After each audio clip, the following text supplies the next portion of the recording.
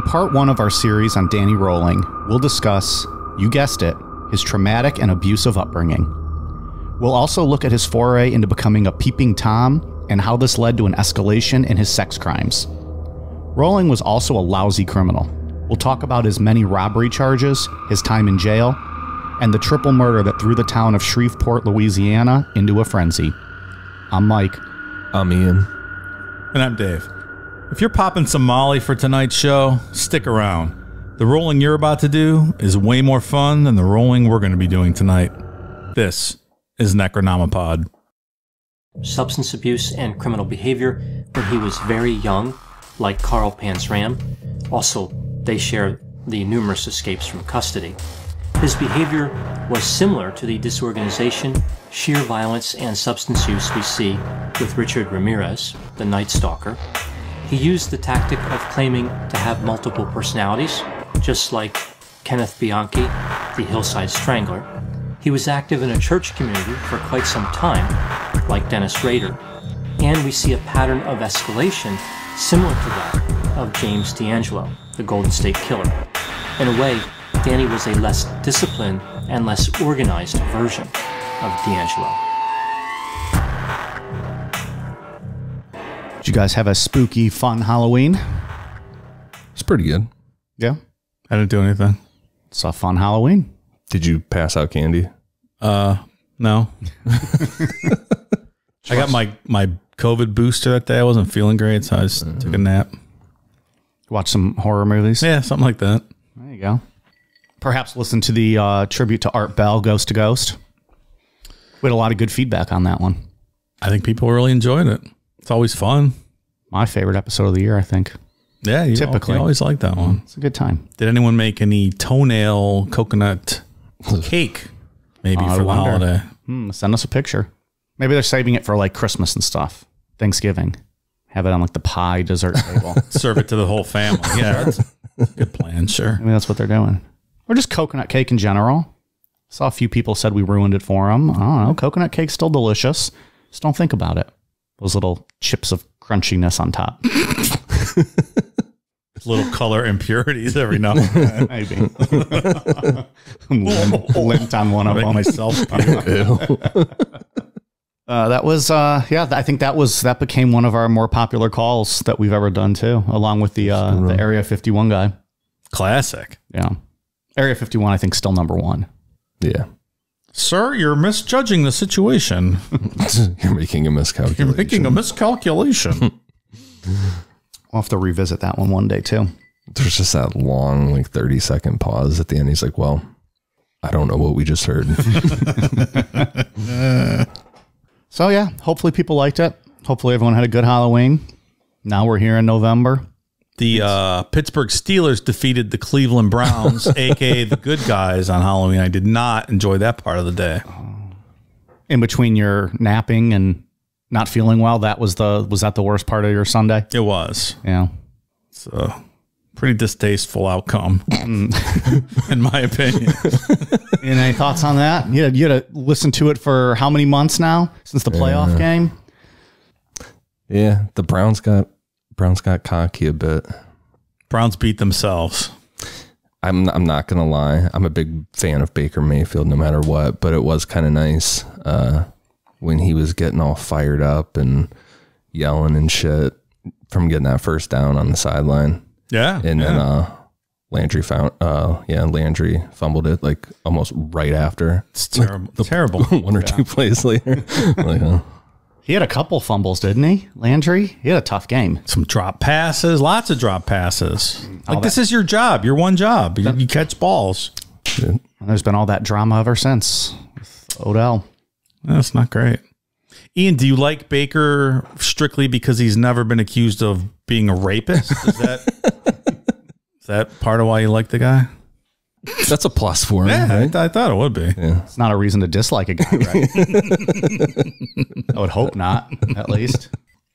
I had plans to do just continual IG stories all during the game and tagging Ian, and then I with updates, and I couldn't even make one. That ruined my day. Is our whole division 4-4 and better? Yes. Yeah, I think so. Because the Browns are 4-4 and they're in last place. We went from first to last in a matter of weeks. That's the Cleveland way, Mike. Oh, yeah. That's how we do it here. I'm aware. Summer to winter and first to last. I got to get through one more Sunday of NASCAR this weekend, and then I'll start caring about football hardcore. Well, not hardcore, but I'll start paying attention more. So I'll be back in time for the rematch, Dave, in which Cleveland will probably win 56-3. Yeah, probably. Yeah, give or take. The best part about that game is when the punter got laid out, went flying across the out of bounds, and they replayed it like 57 times. That was some bullshit. Got another angle? Can we see that in a couple more angles? The Browns player's helmet directly made contact with his jaw. Yeah, that was some bullshit. Under the face mask. When I first saw it, I was like, "Oh, get up, pussy! It's a football hit." And then I saw fucking kicker. I saw still. I watched enough football in my day to know that you can get up from that. And then I saw the replay, and I was like, "Oh, yeah, homie, stay down." He was considered a fucking passer at that point. That should have been roughing the passer. Don't masquerade as a quarterback, punter. You won't get tossed 20 feet out of bounds. Never mind the fact it was an illegal hit. Look fine to me. I just kept seeing like rest in peace Chris Boswell and like on the Steelers thing saying Chris Boswell died for this win. He got laid the fuck out. So this is a guy we haven't really heard of before. And then we read the story and it's like, what the fuck? Pretty intense. Daniel Harold Rolling, a.k.a. the Gainesville Ripper, was born on May 26, 1954, to James and Claudia Rolling in Shreveport, Louisiana. His father, James, was a Korean War vet who had become a police officer after the war. Claudia was 17 when they first met, and the two of them got married when Claudia turned 19. Claudia got pregnant with Danny 2 weeks after her and James got married, and James was not happy about it at all. Should have worn a Jimmy hat, pal. Right? Yeah, it kind of goes both ways, right? Like you can't be, if you're not using protection, you can't be mad about it. I always use Jimmy Hat brand condoms. It's not clear if the abuse started before Claudia got pregnant and ramped up, or if it just all happened at once because she was pregnant. Either way, James Rolling hit, choked, and pushed Claudia down the stairs multiple times throughout her pregnancy. All the stress of this caused complications during birth, and doctors had to use forceps to pull Danny out by his head.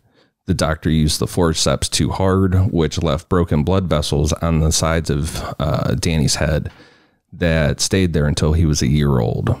So probably some potential brain damage. Right off the bat. Right, from day one. Is this the earliest case of abuse one of our killers has had? He literally wasn't even born out of the womb yet and was getting abused. Henry Lee Lucas is might be worse than we're going to talk about tonight. I had meant of who we had covered. Yeah, no. A few months later, Claudia got pregnant again, and Kevin Rolling was born on August 15th, 1955. Spoiler, this made things worse. And the physical abuse started to include Danny. For example, between 1 and 2 years old, Danny was severely beaten. Like the way it's told is that he was pushed really hard, like almost just like thrown for not learning how to crawl fast enough. Because he did some like weird, like one leg out, kind of one leg tucked under, like scoot thing. And as kids often do. James Rolling was not a fan of that. Wow, that's heinous. Yeah. And the way that that's told is that he like kind of threw him and his head hit, like he hit off a wall. So not the most nurturing of fathers. I think it's safe to say. It's a little bit of John Wayne Gacy going on here. Look here, baby. You're going to crawl and you're going to crawl across the carpet now. Oh, Gacy. Sorry. I thought you said it was like John Wayne, the Duke. Look here, you little fucker. He probably was abusive too, no? Oh, the Duke? Yeah. Oh, I'm sure. He was a dick. What are you, a communist, baby? You can't crawl? Were his siblings getting abused too, or was it just Danny? Kevin has later said that he thinks all the abuse was just focused on Danny. And he admits that he doesn't remember a solid chunk of his childhood. Like he blocked it out. So it leads your mind to believe that, I mean, I would have assumed both of them were getting abused, and that's why Kevin had blocked all that out. I read that their father spent a lot more time with their sister, joint rolling. You almost got me for a second because I'm like, I'm 99.9% sure they don't have a sister. I was just thinking, oh, here we go. Sex abuse now with a sister. It's going to get more depressing. Claudia took the kids and left multiple times, varying from days to weeks, but she kept going back to the situation. And there's a whole psychology behind people returning to abusive relationships that I'm not going to pretend to understand. And there's also a lot of other things with this, like their aunt lived with them for a bit, and she tried to report numerous times the abuse that was going on. But because James was a police officer, the report just magically disappeared. Like he was Mr. Nice Guy to the rest of the world. And everyone's like, oh, this great police officer. And then at home was doing this stuff. Ian, correct me if I'm wrong, but it sounds like you're suggesting the police officers might get preferential treatment inside the justice system at certain times. Seems to be what has happened. That is just a shocking revelation I never would have expected. Good to know for future cases. That's a statement based on this incident alone. You're not lumping all police officers into this statement. I said no such thing. It's all about context, Mike. Context. That's why I was trying to provide. Thank you.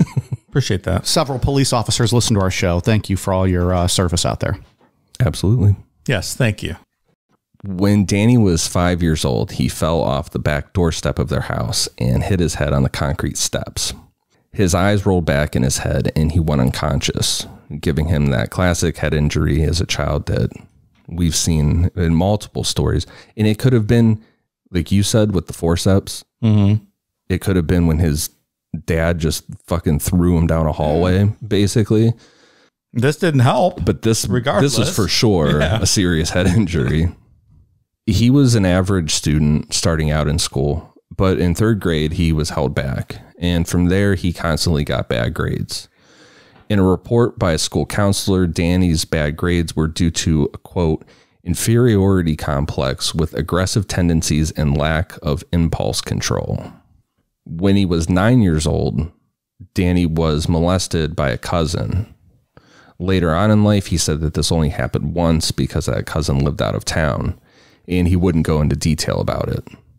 Also around this time, Claudia attempted suicide by locking herself in the bathroom and slitting her wrists. James broke down the door, and Claudia was admitted to the hospital for an extended period of time. Things were really bad before, but at least Danny and Kevin had Claudia as an escape from the abuse. But now with her gone, James started really putting down strict rules. For example, in the living room of their house, there was one couch, no chairs, anything like that. James would not allow Danny or Kevin to sit on the couch. They had to sit on the floor. And James was the only one allowed to sit on the couch. I have that rule. It's not that unusual. No one's allowed to have a seat. Yeah. I got a big sectional too. I'm the only one that's allowed to sit on there. Is that also not the most guy thing ever too, just to have a couch? One like couch. No furniture, no decorations, just a couch. Some milk crates in the corner. Yeah, the milk crates hold the TV up. His dad's probably the angriest I've been writing about an abusive parent so far in this show. Yeah, it's not good so far. This is borderline, top of the line, worst couple pages we've had so far. And I know later on during trial stuff we'll talk about next week, like Kevin gave a lot of examples of stuff. And like around this time, he said he felt that something that stuck with Danny that he felt changed Danny was when their dad got mad at the dog and booted it in the kicked it in the ribs, and it just laid there and died. It took a couple days, but died. Ugh. And he said that's what he thinks, or trigger. Yeah, that changed Danny. I can't think of anything more traumatic to see when you're a kid. Sure. Fast forward a couple years to Danny turning 14 and attending Woodlawn High School. Danny was doing better in school. He really liked history, and he was part of the high school band. One evening, a friend of Danny's came over, and got Danny to sneak out of the house because this friend wanted to show him something. The two of them jumped a fence, and Danny's friend told him to look in the window of a house that they were now in the backyard of. The two of them watched a girl that they went to high school with get out of the shower, and they saw everything. And this was kind of like a light bulb going off in Danny's head. He became obsessed with looking in the windows of women and teenage girls. And it was something that he's going to do his whole life going forward. All I picture is Bluto Blutarski up on the ladder in Animal House at the sorority house, looking in the window. And he turns around and smiles at the camera. And the ladder falls off. I forgot about that. He dropped out of high school at the start of his junior year and tried to join the Navy, and the Navy shut him down. So Danny enlisted in the Air Force and was accepted. He completed basic training in Texas and then moved on to be stationed in Florida, where he was an Air Force police officer.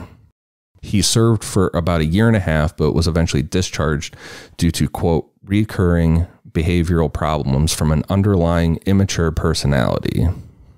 He was constantly getting in trouble for smoking weed, stealing things, and just flat out not listening. And he also crashed one of their trucks too. So the Air Force told him, just get the fuck out. We're done. You're really not cut out for military service. It's not for everyone.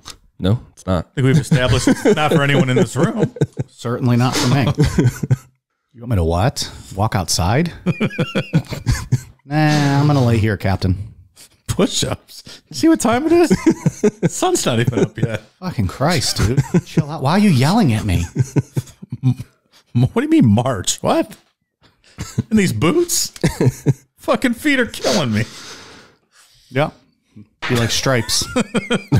We're going to boot camp. After the Air Force, Danny moved back to his family home in Shreveport, where he was called a piece of shit by his father constantly. He started going to the United Pentecostal Church of Shreveport, and it really clicked with him. He got baptized, went 5 days a week, joined the choir, dressed up like the Easter Bunny for Easter, and people at the church really liked him. All right, so terrible childhood experience, but at this point he seems to be doing okay. Doesn't seem like he's off the deep end or anything. I would say that the looking in windows is bad. That's not great. Yeah, that's not great. Do you think that's a common thing?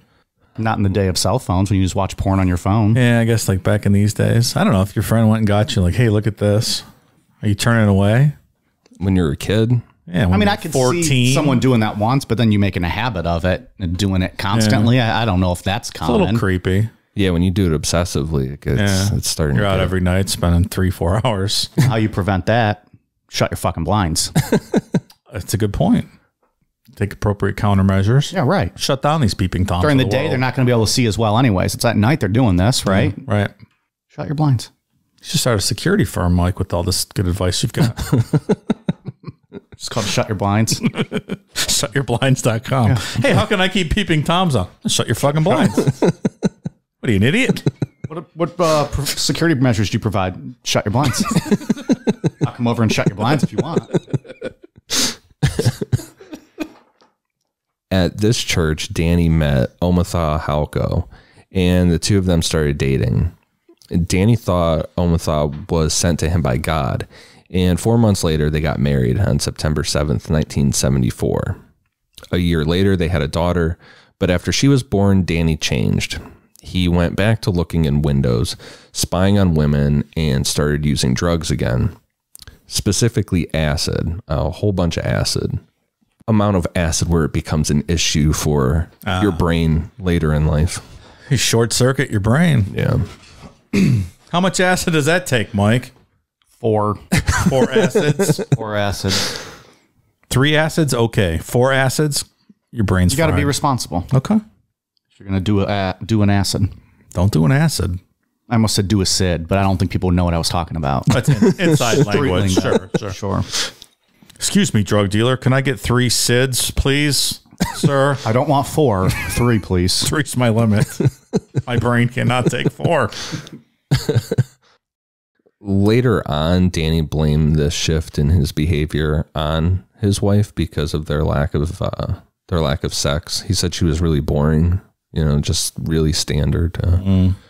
That's something he does throughout his whole life, is blames everybody else. Yeah. It's everybody else's fault, not his. Yeah, that's fairly common. Guess he gets that from his dad, right?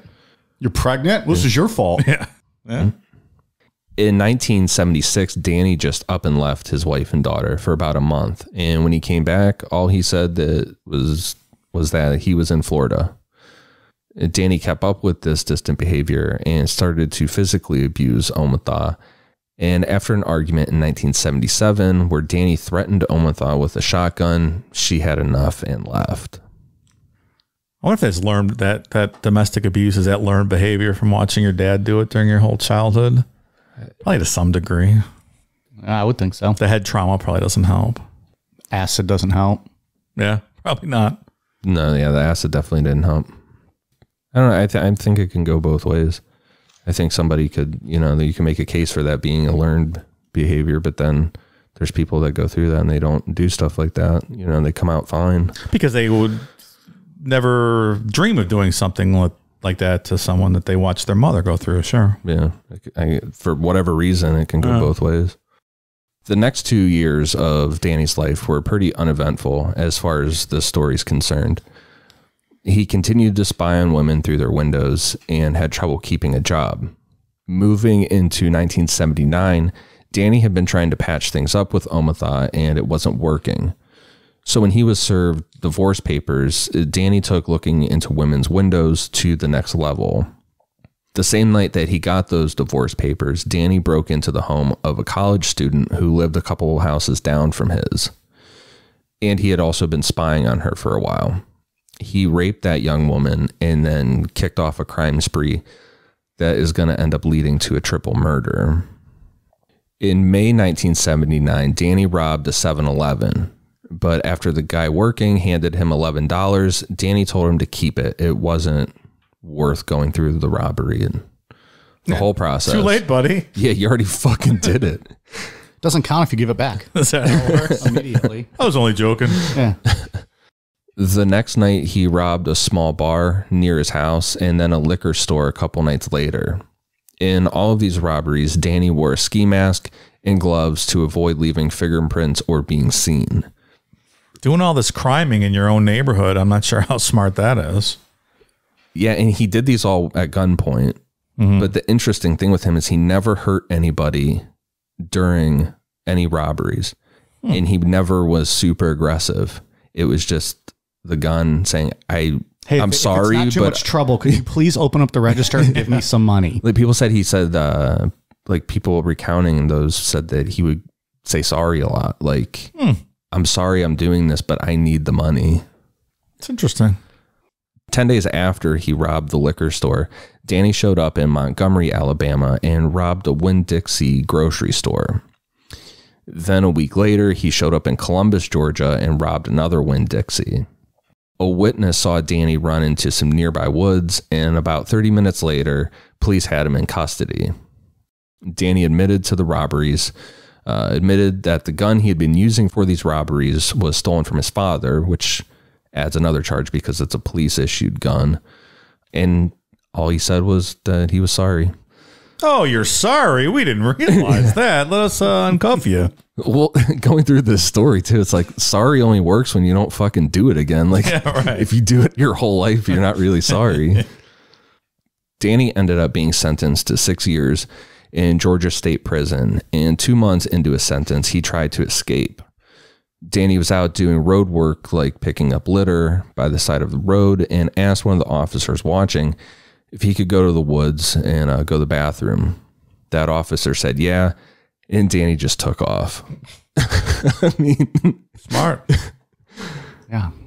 No, in a way accompanying him, like to, look out and just watch what's happening. See you later. Yeah. Police caught him pretty quick after, and this isn't the last time Danny's going to try to escape. About a year later, he pulled the same routine, but this time when he was caught, there was a struggle resulting in Danny suffering a torn testicle that caused him issues for the rest of his life. I bet he was a sad sack after that. Probably drove him nuts.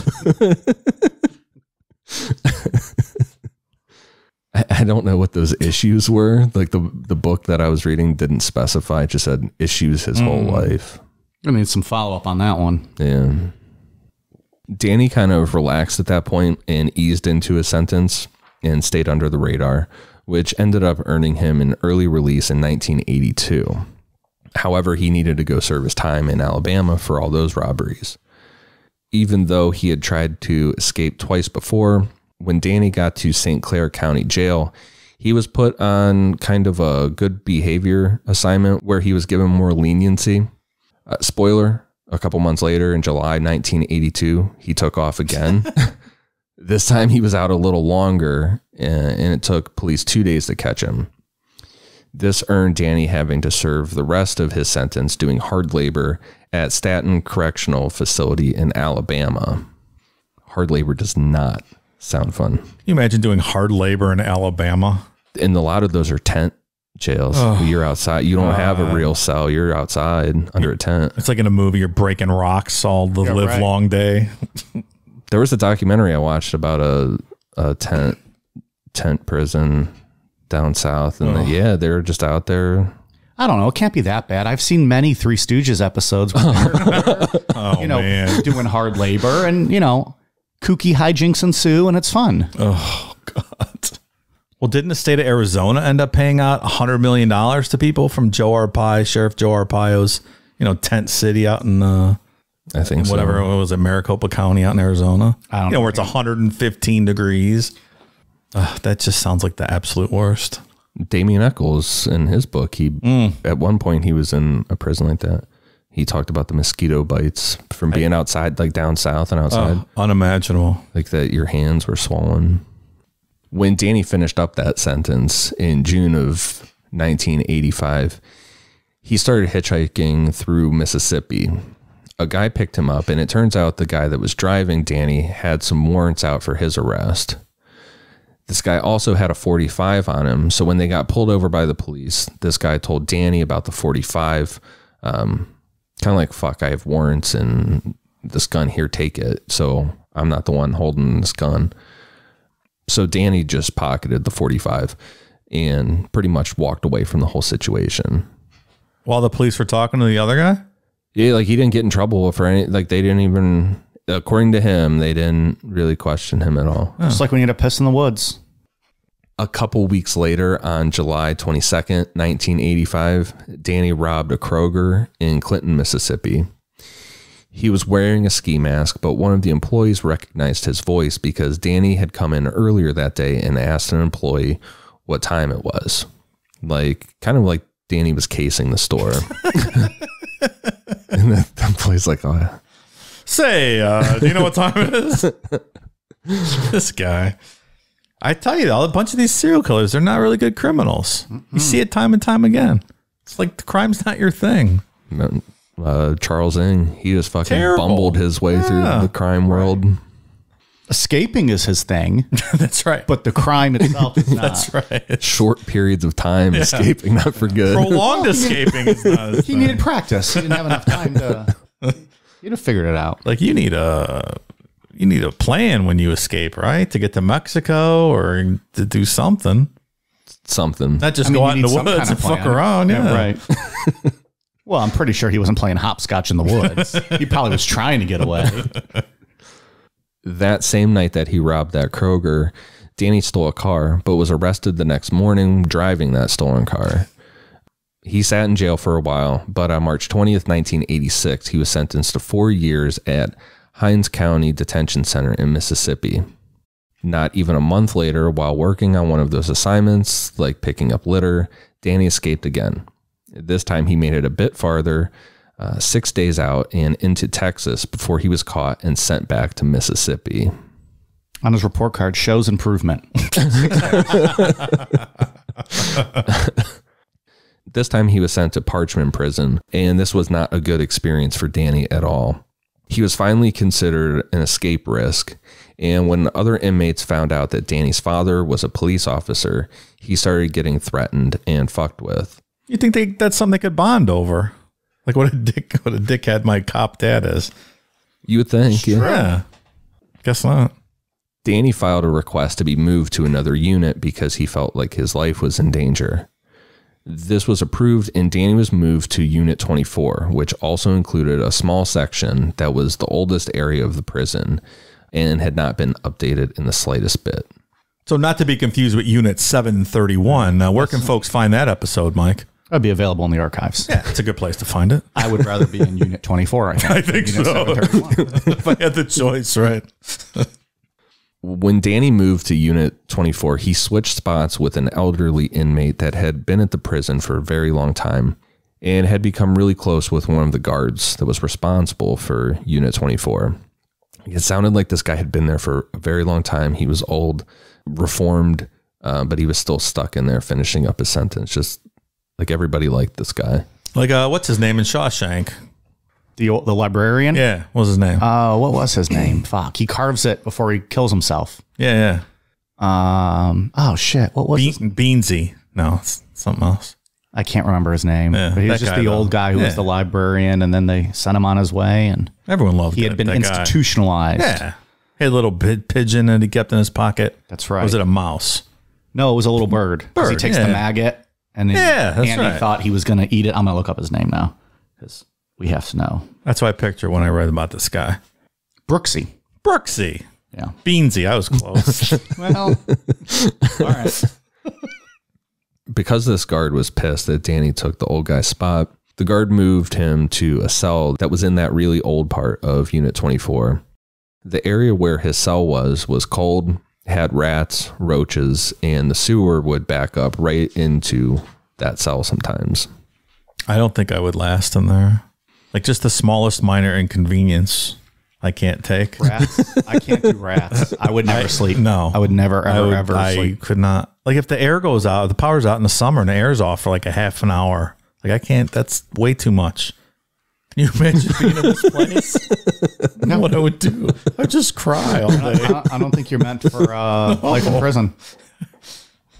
I remember reading an old Bobby Kennedy biography, and it was about when he was senator of New York, and they were trying to use their influence to get an apartment complex that was in a very impoverished neighborhood to fix itself up. And like the landlords just weren't doing jack shit. And one of the stories that the tenants gave to Bobby and his team was that there's rats infested the building. And at night they get in my baby's crib and they bite my baby's toes. Oh my God. Trying to eat. I think about that at least once a week. Ugh. And it's haunting. First of all, because the poor damn baby, doesn't know any better. And then getting attacked by rats and then having to live in that situation. It's unimaginable. So when I think of like rats now, I mean, I get exaggerated. I think of mice and I'm like, oh no, they're going to eat us in our sleep. And it's like nothing, But for me, like mice would be for like how you guys are with spiders. Like if I saw a mice, that's ball game.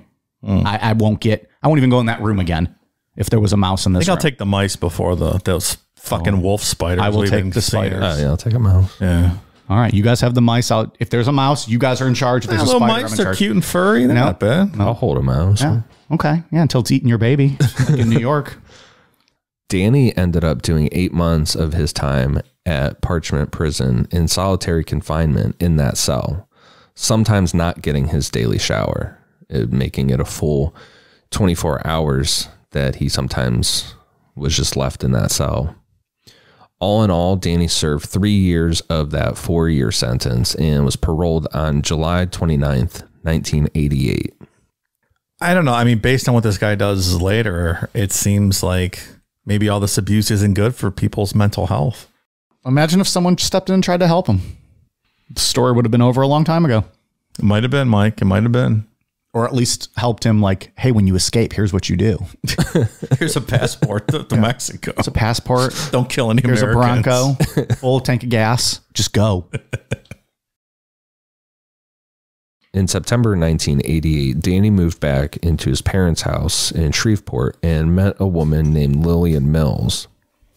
Lillian was 20 years older than Danny, but the two of them hit it off and started dating.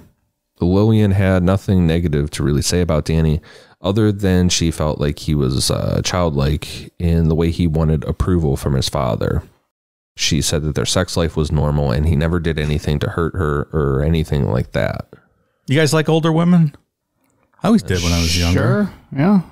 I mean, I have nothing against someone older than me. So he was 34, so she would have been 54 at this point. I don't know about all that, but I mean, it would just depend on the woman, I guess. Like, I wouldn't say like, oh, you're this old, you're immediately out. There's some hot 50-something-year-old women. I like older women. Yeah. I'm not against it. They don't play around. They're just down to fuck. They know what they want to do, right? Sounds good to me. if that's the woman who's 20 years older than me, okay. All right, I'm going to throw an F, Marry, Kill. Let's go. Susan Sarandon, Ellen Barkin, Helen Mirren. I'm gonna all have to go to Google attractive older women. I don't know who 2 of those 3 are. I should have known this would be a bust and you guys wouldn't know who I'm talking about. Oh, man. This is tough. All right. I'm going to bang Susan Sarandon because I've always enjoyed those boobs. I'm going to marry Ellen Barkin. I think she might be the best of the 3, and then I'll kill Helen Mirren. That's exactly what I would pick as well. That's the correct answer is what you're saying? That's the correct answer, Mike. yeah, I'll say the same thing. I'm not really loving any of it, to be completely honest. So we figured out that Ian is not into the older one. I almost put Jane Fonda, 83, on this list. Like, should I put Betty White on this list? Well, you got to marry Betty White, right? Of course. All right. Well, now you're going to be known as the old F, Marry, Kill guy. Whenever we need like just some old men or old women, we'll go to you. Well, like now they're my age. It's not older women anymore. Like they're my age. Danny worked a bunch of jobs throughout 1988, and then in 1989, he got hired at Pancho's Mexican Buffet. While working there, he met another woman that he would have a relationship with named Diane Mays. And Danny wanted their relationship to be serious, but Diane wasn't ready for that. The relationship with Lillian obviously fizzled out, and this one with Diane wasn't going anywhere, at least as quick as Danny wanted it. Then on November 4th, 1989, he was fired for not showing up to work for 3 days in a row. Danny said that it was someone else's fault for messing up the schedule, but that excuse didn't work and he was still fired. Danny had been fired from a ton of jobs throughout his life, but for some reason being fired from Pancho's made something switch in his head. Oh, come on. It's Pancho's. I mean, it's probably all the reheated, refried beans from last Tuesday you could eat. Have you guys ever been to a Mexican buffet? Like, does those even exist? I don't know. It sounds horrible. Around 5:30 p.m. on November 4th, 1989, Tom Grissom, age 55, was playing with his grandson, Sean Grissom, age 8, out in Tom's backyard. Aside from playing, Tom was also grilling dinner, and the two of them were waiting for Tom's daughter, Sean's aunt, 24-year-old Julie Grissom, to come over. Together, they were going to celebrate Sean's 8th birthday in what sounded like an extra party because Tom and Julie couldn't either be there for an actual birthday or something like that. Julie went to college for a couple years at Louisiana State University and then decided to move home for a bit to save money and take some classes that were closer to Shreveport. November 4th was a Saturday, so the plan was to celebrate Sean's birthday, and then either Tom or Julie would drop him off at school Monday, November 6th, like he was just going to stay the whole weekend. Around 6 p.m., Julie got home while Tom was inside getting dinner ready and Sean was playing Nintendo in the living room. Literally minutes after getting home, Danny Rolling slipped into the house through an unlocked door. Throughout this whole story, Danny never stopped looking into windows, like briefly while he was going to church early on, and then all that shit with Omaha happened. But ever since then, ever since 79, he never stopped looking in windows. And it's not clear if he was looking in their windows for weeks or months. You don't know. But he did say that he would go there around dawn and watch their schedule, watch them wake up, open their windows. And he was just from an area that they couldn't see him. It was in the neighborhood, too. Someone else in the neighborhood, right? Yeah, pretty close. He was pretty much dressed like Rambo.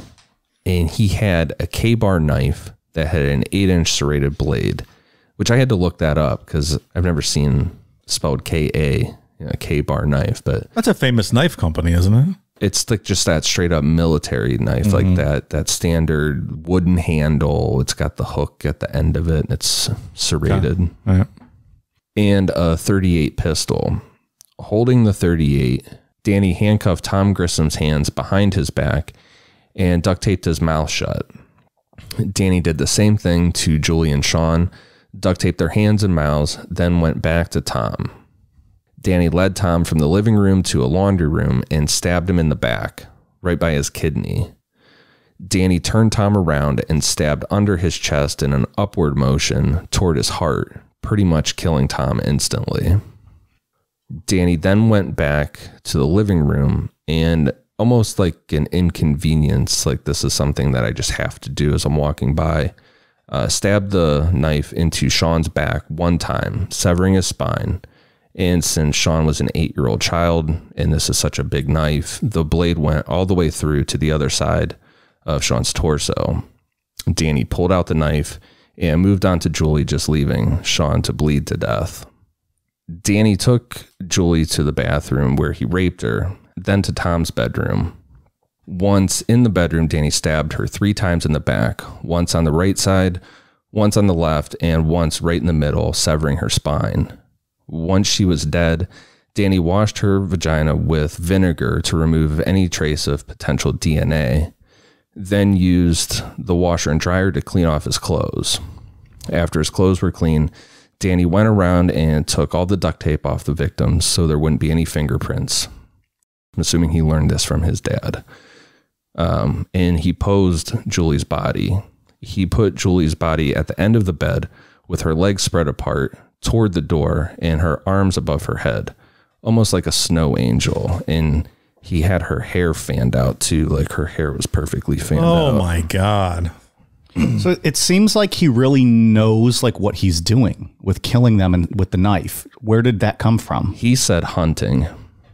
Was he a hunter, or that's just what he said? That's what he said. I don't know. Also, I mean, animals are built a little different, like, but he's able to like sever their spine and, you know, and like cutting her on both sides, severing her spine, getting the, Tom in the heart. Like he seemed pretty experienced. It seems like a lot for your first murder based on like you're really good. What we've seen in you're not very good at escaping prison, but you're very good at killing right away. Seems like he picked this up from something or somehow. He has some hints of BTK to him. And I think that might be why he was able to pull this off first. Remember, Dennis Rader almost annihilated the whole Otero family pretty early on.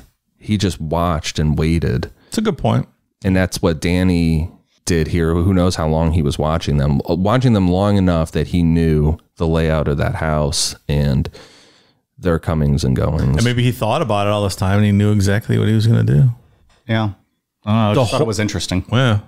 The whole randomness of crimes like that just make this so terrifying because it could just happen to anyone. You said that on the, oh God, what was our episode? I think it was the orange coat guy. Richard Chase. When he would just, was he the one that shot the guy just getting groceries out of his car? Yeah. Random violence like this is terrifying. No idea who he was. Like you can live your life, you know, you don't do drugs, you don't associate with this, you don't do crime, you know, you're like, you know, I'm not part of that lifestyle, I'm not in that world. And just some rando breaks in your house and does this. Oh, and this wasn't like they could just close their blinds or something. He was looking in daylight. They couldn't see him from where he was looking. Extremely brutal. That's why I was thinking about it. I'm like, not everybody who is a fucking creep and looks in windows turns out to be a rapist and a murderer, but sure, every rapist and murderer, sexual murderer, looked in windows at one point. Yeah, or did something similar. Yeah. But yeah, good point though. This is pretty seems like escalation right off the bat. Pretty high intensity crime here. The posing is he knew that in his mind. He had that set out. That wasn't something that he just came up with on the spot. Yeah. Because it was posed for effect. Whoever walked in that bedroom and saw her, the first thing they would see was her legs. On November 6th, 1989, Sean Grissom didn't show up for school. And when his mother tried to call her father to see what was going on, no one answered. She then called the police, and then the police called a neighbor of Tom Grissom's to go check and see if the house was locked. If I was that guy, I would have said, no, I would like you to maybe go check it out. Yeah, because it's a wellness check. Yeah, and now you're putting yourself in, line for the police to be like, well, you discovered this. Where were you during this time? Your fingerprints are on the doorknob. Didn't that happen with Benoit? Didn't the cops call and have his neighbor go next door or something like that? They did have a neighbor go next door. Yeah. Seems like that's fairly common. We've heard that before. Hey, go check. Yeah. It just seems like lazy. You wouldn't want an outside person involved if something was wrong. Yeah. But again, as the outside person too, like, I'm not going into a potential crime scene. Yeah. Like yeah. Like, oh, then the cops get there like, oh, what were you doing here? Like, motherfucker, you told me you sent me here. You deputized my ass. That's really weird. I forgot about that with the Benoit thing too. And there's enough weird shit and all that anyways, but yeah, like, no, go do your fucking job. Yeah, that's just lazy police work.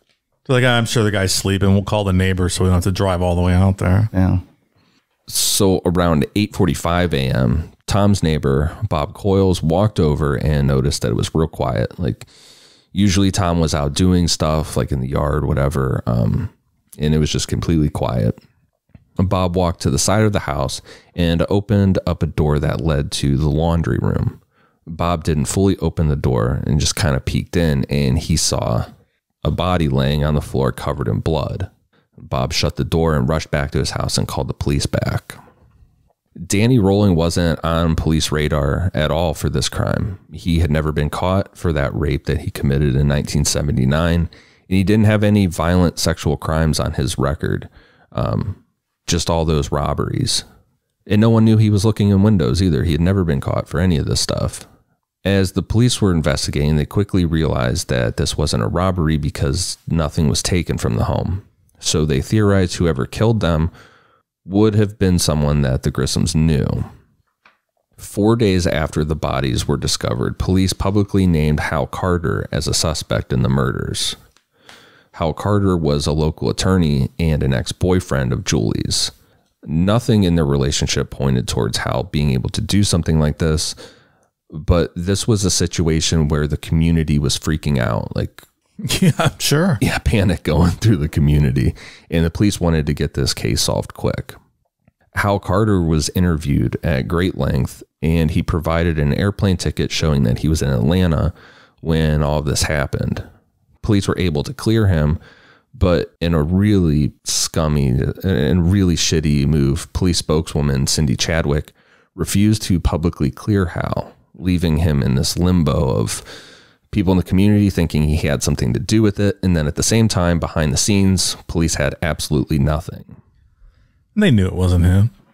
Yeah, this poor guy just happened to date this girl. Now he's thrown into it. Now his career is going to be fucked. You would think that when you produce that airplane ticket, they could probably say, hey, it wasn't you. Like, publicly say it. Behind scenes, they knew it. Oh, yeah. I read an interview with him. He said the police just had tunnel vision on him and didn't really up front look at anyone else. So, and Danny Rolling was not going to be the one, not going to be a suspect for this, because he was not on anybody. How could he be? Right. Yeah. A lot of people in jail now that were innocent because of police tunnel vision. Just imagine if they found him guilty and sentenced him to death. On March 8th, 1990, Cindy Chadwick was forced to publicly acknowledge the fact that the case had gone cold, and all detectives working on this were reassigned to other cases. After the triple murder, people in Danny's life noticed that he had become extremely distant and was not himself. Then on April 27th, 1990, Danny got into a really bad car accident. During a storm, his car hydroplaned and hit a telephone pole. Because Danny wasn't wearing a seatbelt, he went flying out of the car and suffered another really severe head injury. Come on, God, you couldn't kill him? Flew through the windshield? Let this guy live? Yeah, that's his head. Oh. is about as bad as that fucking Steelers punter last week. That's right.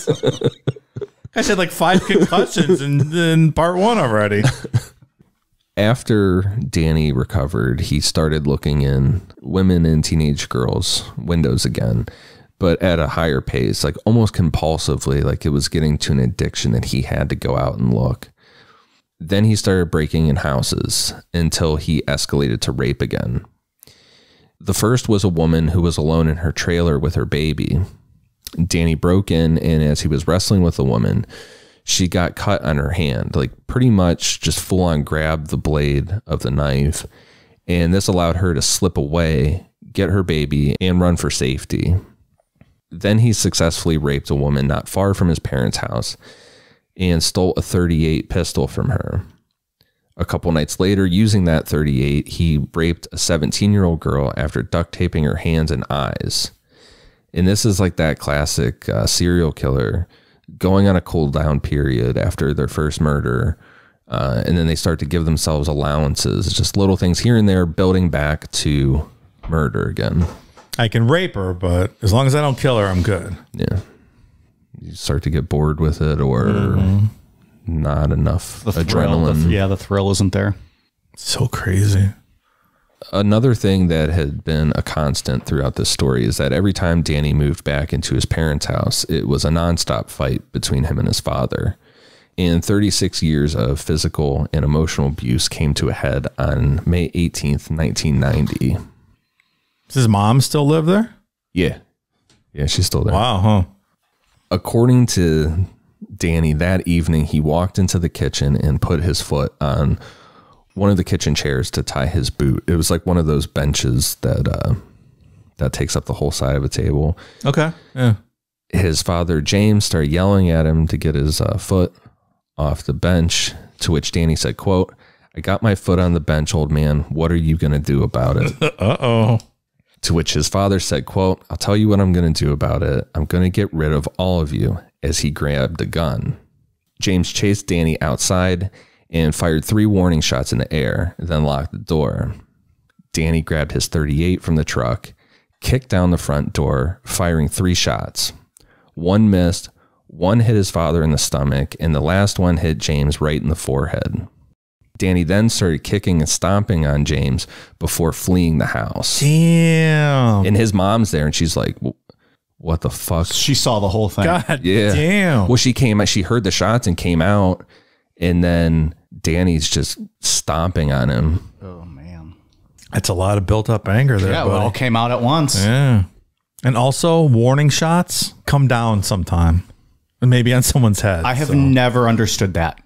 Like, they have to go somewhere. Yeah, they don't come just back disintegrate. down, and sometimes they hit people in the head. There has to be a story out there of something happening. There right? is, Or like you're sitting in your house, all of a sudden a bullet comes through the roof. Yeah, I never really thought of that. People have been killed by shots coming back down and people fire in the air. Yeah, like just don't do that. Shoot at the ground, man. No warning shot up in the air. Or just don't fire your gun. You know, Well, in a there's hostile, angry state, threatening someone. Good advice, Mike. Good advice. It's all part of Close Your Blind Security. Part of our $1,000 package. I'm going to do a commercial for Close Your Blind. Close Your Blind Security. It's going to be real quick. Scared at night? Close your blinds. Yeah. Hello? Is this Close Your Blind Security? Someone's looking in my window. What do I do? Just have like a blind curtain thing happen and be like, close your blinds. Oh, thank you. That's great advice. We'll send you a bill, ma'am. Yeah. No, it's you're a subscriber. Like, we don't just take cold calls. $1,000 a month. Unlimited calls for us to come close your blinds. Unlimited texts will remind you, hey, don't shoot your firearm off in the air. Hello, Close Your Blind Security. The sun's setting and it's shining right through my window onto my TV. I'm trying to watch Wheel of Fortune. What should I do? Ma'am, you should close your blinds. Oh, that's a great idea. Thank you. Literally solves almost any problem you will ever have. Just close your blinds. Hello, Close Your Blind Security. There's a big fat man jerk masturbating in my front yard. I hurt in my eyes. What should I do? Ma'am, you should close your blinds. Why didn't I think of that? That's great. Thank you. That's why we're here, ma'am.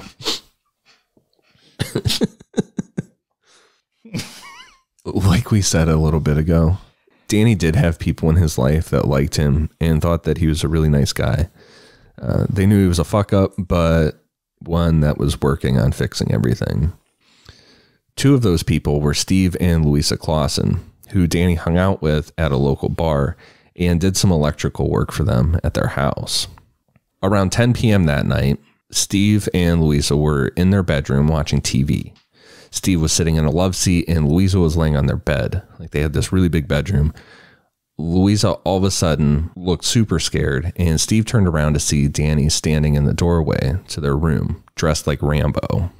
A bougie big bedroom that fits a love seat. I know. Yeah, I they had want like the double doors. Fancy. How it's pants. described in the book, like the double doors just kind of opened and Danny's just there dressed like Rambo. I want a love seat in my bedroom. No doubt. Or at least a space for it. Oh, yeah. Put a big recliner even. Something. Put a sectional. You put another sectional that no one can sit on but you, Dave. Yeah. Put a fuck swing in there. Put whatever you want in there. What about one of those, what's the twist thing that you told us about? Oh, the chair. The Chinese basket trick chair. Yeah. You can have one of those. It's not a bad idea. So Danny's standing there. He's dressed like Rambo. And he's holding a gun and told Steve and Louisa that he was in trouble. He had just shot his father and he needed their money to get out of town. Steve was trying to calm Danny down and said something along the lines of, like, hey man, we're friends. To which Danny replied, quote, I am your friend. Your burglar alarm is going to go off and the security company will be calling. You better give them the right code because I saw your alarm system and I know how it works. Meaning that Danny knew that there was a code word for yes, come, and a code word for no, we're okay. When the phone rang, Danny put the gun to Steve's head and told him to say the code, that everything was all right. After Steve gave the code word, he started trying to talk Danny down. He's like, and say ops K. He's trying to talk him down like, all right, man, just put down the gun. And eventually Danny agreed to give Steve the gun. And Steve was like, okay, I'm going to take the gun. I'm going to go in the other room and I'll come back and we'll figure everything out. Steve took the gun to the other room, unloaded it, and left it in there.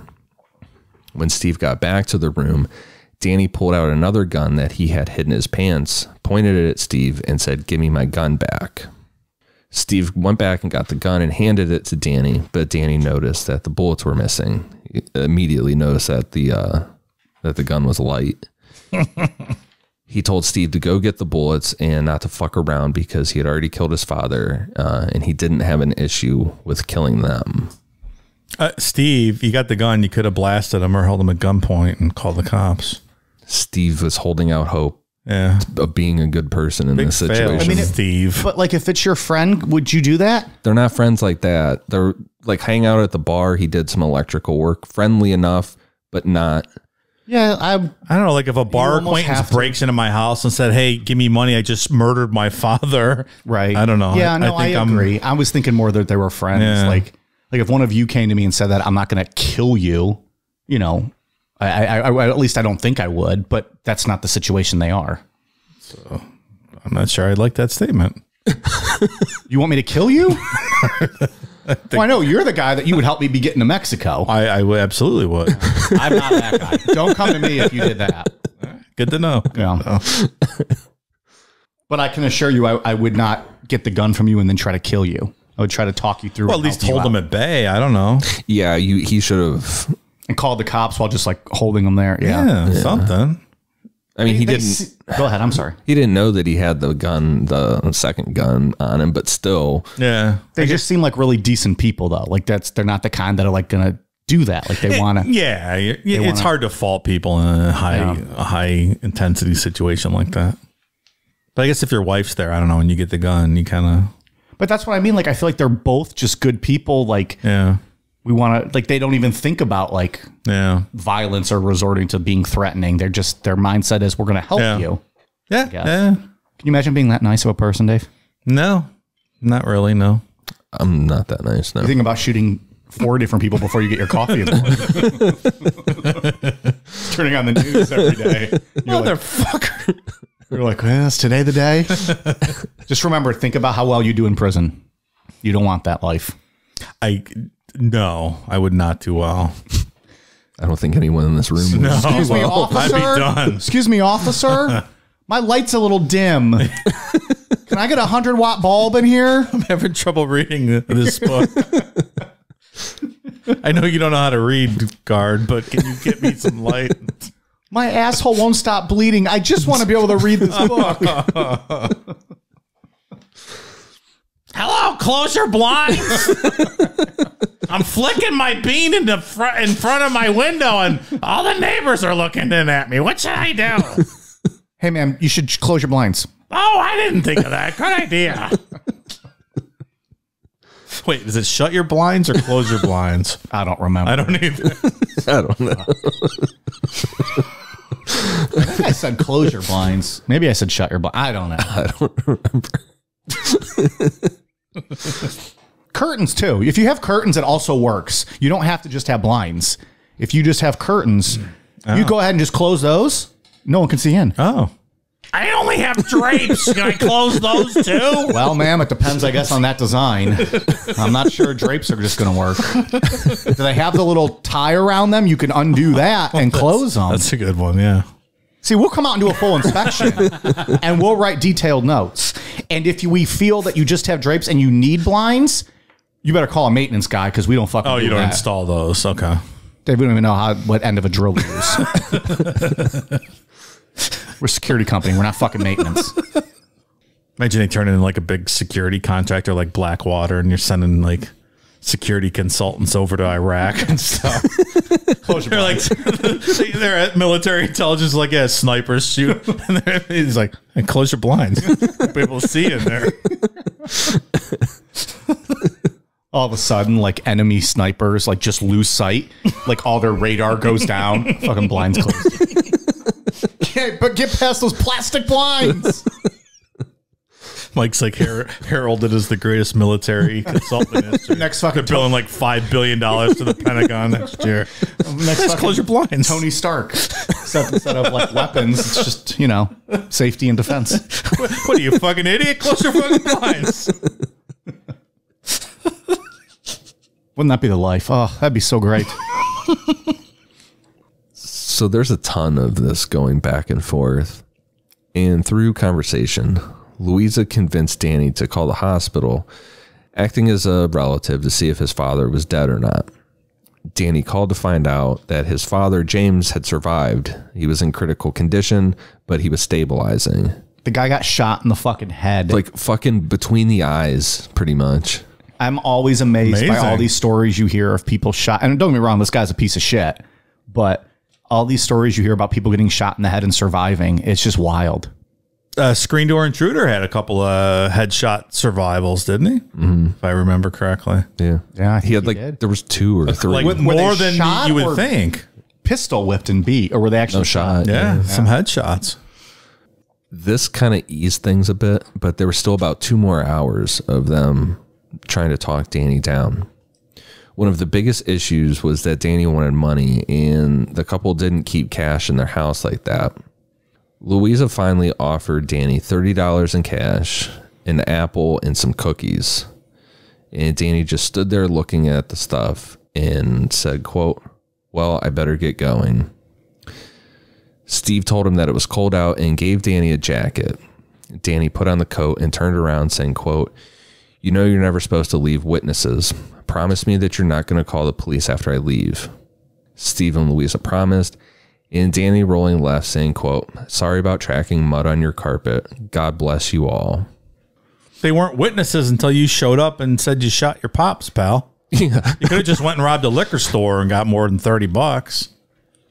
This guy. Yeah, he didn't read for as much, stalking as he did of a lot of these people. He didn't stalk them well enough to know, like, he knows that they have a secret code word, but not that they don't carry cash with them. Right.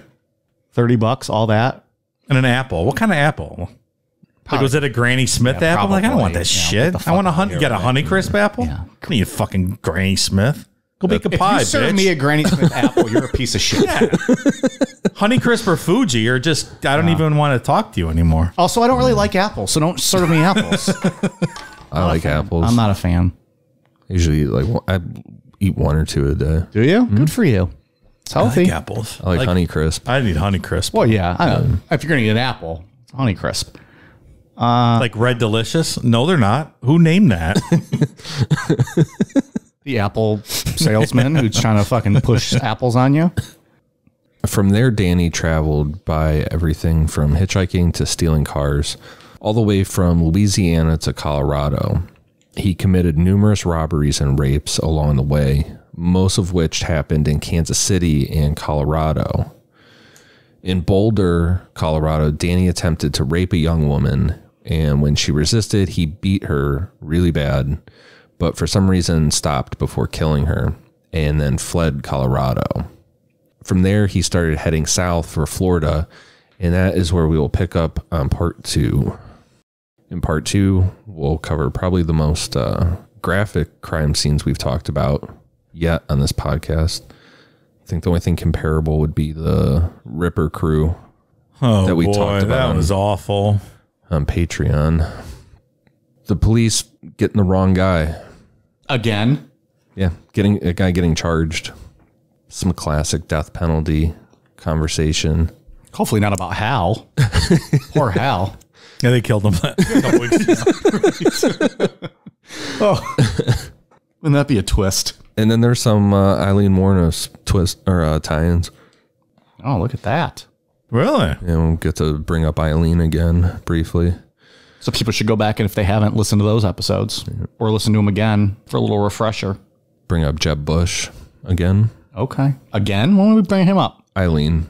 Man, I must be. He's the one that signed her death sentence. That's right. Oh, I do remember that. All right. Final thoughts? Do a lot of people know this story? I don't know. Because I think when we even put him on the list, Ian, I know you didn't know much about him. Dave, you didn't know much about him, did you? No, I remember when it happened back in the early 90s or whenever this ended up. I didn't know the specifics, yeah. It seems like as horrific as it is and as it's going to get next week, this should be more like well known. I'm wondering if our listeners know the Danny Rolling story. I think like the hardcore people at least know who he is, you know. But you're the hardcore people and you didn't really know. I didn't really know who he was. I knew the Gainesville Ripper name and I remember the story from Gainesville. I wouldn't have picked his name out though. Yeah, I didn't know the specifics. I think there's some, I guess, I don't know, maybe charm to Jeffrey Dahmer and Ted Bundy, things like that, you know, because you can kind of gloss over some of their murders. You can be like, oh, John Gacy choked this, you know, strangled this kid. But then when you get to guys like the crimes that he committed or like Leonard Lake and Charles Ng committed. Right. Those really graphic ones. Yeah, and that's what you have to really talk about. I feel like the Oxygen and HLN shows kind of skip over those kind of guys. Don't want to talk about that. Interesting. All right, that makes sense. Because I mean, in this one, his first murder, I guess you could gloss over it and say, oh, he killed the 8-year-old boy, but you get into the reality of, you know, what he did. Just walked by like the kid was severed a spine and just walked by and stuck it in his back and kept walking. Yeah. So. Okay. Well, you got any final thoughts on this one? I don't know. Very abusive childhood. Terrible. But not everybody that goes through that ends up doing what Danny Rolling did. The head injuries, too. A lot of head injuries. It seems to be there's this couple things that are happening to a lot of these guys. Head injuries is really a reoccurring thing. Are we concerned the Steelers punter is going to kill someone? Because hopefully the Steelers on some missed opportunities in the next game. I love how the Browns lose, and yet Dave and I will just focus on one play and bring that up over and over again, so as to swerve the fact that we lost. An illegal play, also, if we're being honest. Completely absurd. I'm not sure that's accurate. His helmet literally went under the guy's face mask and directly into his chin. It was the first point of contact. It was the most unneeded fucking hit ever. I guess he's like, it wasn't helmet to helmet. I didn't touch his helmet. Not sure that was an illegal play. There was no foul called. No, there was not. And there was not. It was a direct shot of the top of his helmet to that direct's man's head. To that pretty harsh word. It was very clear that was the first point of contact. Well, the camera's not always telling the whole picture, Mike. Just saying. There's extenuating angles to that video. The fact that man is still alive is a miracle. Well, I think you're exaggerating. He was destroyed. Oh, he's a Steeler, though. People are hot in Pittsburgh over that. Oh, About just as hot as when Antonio Brown fucking just stepped on whatever. Who was that from the Browns? he walked right over his head. He just that fucking was crazy. stepped on him. I don't remember that. I will agree with Browns fans on that. That was pretty shitty of Antonio Brown. Well, in all fairness, I don't necessarily know if the Browns player had any, wasn't trying to be malicious. He was just trying to make the play. The Antonio Brown thing sounds much worse. Oh, you've never seen that? I'm sure I have. Well, I just right, forgot. yeah. He just like ran and just fucking kicked them right in the face. And he just kept going. You can't do that. Ian, I don't know You if you can't know. even do that in mixed martial arts. Ian, I don't know if you know this, but I masturbate daily to the video of Myles Garrett hitting Mason Rudolph with his helmet. It's one of the greatest videos of all time. Unreal. All right, Dave, do you have any final thoughts on this one? Now, on two-parters, Mike, I like to save my final thoughts for the second episode, if you don't mind, if that's course. okay with you. We'll let it go. We'll let it go to next week. Let's get to some patrons. Yeah, let's. All right. Thanks to new patrons Hans, Natalie Pattison, Elizabeth McBride, Caitlin Hanrahan, Julie, Claire Venat, Libby Sparks, McQuella Jones, Olivia, Alicia, Hackett, Manic Pixie Dream Squirrel, Amanda LeBlanc, Das Volg, Robert Williamson, Stephanie White, Bradley Pullen, A.H., Haley Hildner, Sharon Fain, username, Chris Lee, Jeffrey Aaron Pennington, Ida Poopoo, Anthony Coronado, Hobo Joe, Rachel Ann Rossetti, Lee, Valtteri Corella, Flamingo, Forgotten Being, Ingrid Dean, MILF Hunter 69, Olive, Samantha Davis, Mouth Merkin, Pickabrew, Courtney Carson, James Plunkett, Mason, Sheps, Jay the Canadian FedEx Guy Murray, Cole Carter, April Dooley, Sergio Rueda II, Jamie Björk, Sarah Gordon, Brad Trombley, Jeremy, Heather Rudkowski, Alexandra Stone, Lauren Mansfield, Amber, Lady Capricorn, Jessica Eves, AC, Byron Sanchez, Pompeius, PJS, West Coast Warlord, Graham House, and Jeanette Jeffcott. Thank you all very much. We are at patreon.com/Necronomipod. Ian, what do you got? For iTunes, I have one for Talk to My Lawyer, Colo Hecris, Moonlove87, and Flick My Shelly Bean. Thank you. Yeah. All right. Thank you guys for the awesome reviews. Dave, what do you got? Anything?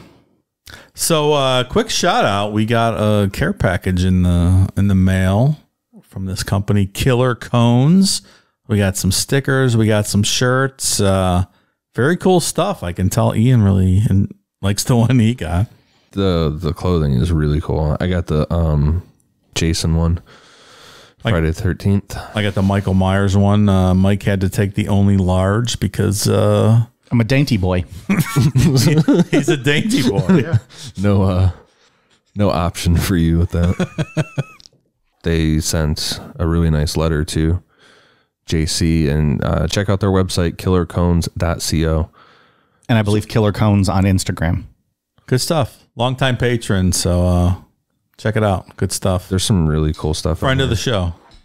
Yeah, I'm looking through the website right now. There's a really cool pinhead one that I actually really want. He's not that purchase. He's not that purchase before we turn the show off. Our pal was not too complimentary on the letter he sent towards the Browns, but I'm gonna let that go because I love this stuff so much. Raider Nation can go fuck itself. But other than that, look, it's not Cleveland's fault. The team moved.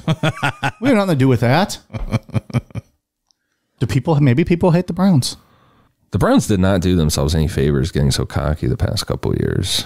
A lot of people do not like Baker Mayfield around the NFL. I think the only people that like Baker are Cleveland people. It's pretty surprised. And Oklahoma fans. Yeah. Jim Ross is a big Baker Mayfield fan. Still keeps in touch with them, actually. He's got some heat online when you look at comment things. People outside every good quarterback does. That's how you know you've made it. Well, outside of Colin, Colin Cowherd. Cowherd. He hates Mayfield. Yeah. Damn. I don't know why I know that, and it upsets me that I know that. Look, the guys know Johnny Manziel. Fuck off, Baker haters. Eat a dick. Eat a whole bag of dicks. Also said that the NBA playoffs are better than the Stanley Cup playoffs, which is the most ludicrous thing I've ever heard a sports commentator say. I'm not shitting on basketball, but just compare their playoffs. It's not even close. So maybe Colin Cowherd does 4 acids. I don't know. He didn't stop at 3 like he advised him to, and he lost his mind. At least those opinions seem to reflect the same thought process of someone who would have done that. He does the ESPN radio in the morning, right? Either ESPN or is he with Fox Sports? I think he's with ESPN. It was ESPN. I've never heard the show. I don't know. He had like an afternoon show, I thought, or like he has a radio show that it's shown on TV. Yeah. Maybe it's ESPN then. I don't know. I don't know if Fox does a lot of radio shows. I can't listen to sports talk. I can listen to specific, like I listen to Edmonton Oilers radio talk every now and then. Yeah. But that's something that I'm really into. I can't listen to just generic. Yeah. People right now have been listening to us talk about fucking the Browns and Steelers for 2 hours. So hopefully they like sports talk. I don't know. Baker's cool, man. He's just a cool dude. Yeah, like Johnny Manziel, I'm with you. The guy was a clown, but Baker's cool. How did we get on that? I don't know. Because Mr. Killer Combs threw out some fuck Browns. Yeah. He's not a fan. All right. We are on Twitter, Facebook, Instagram, YouTube at Necronomipod, Amazon.com. Search Necronomipod, Necronomipod.com. He almost said Necronomicuck, I think. Is that a new name that you're rolling out? I don't. Did you trademark that? Oh, maybe we should.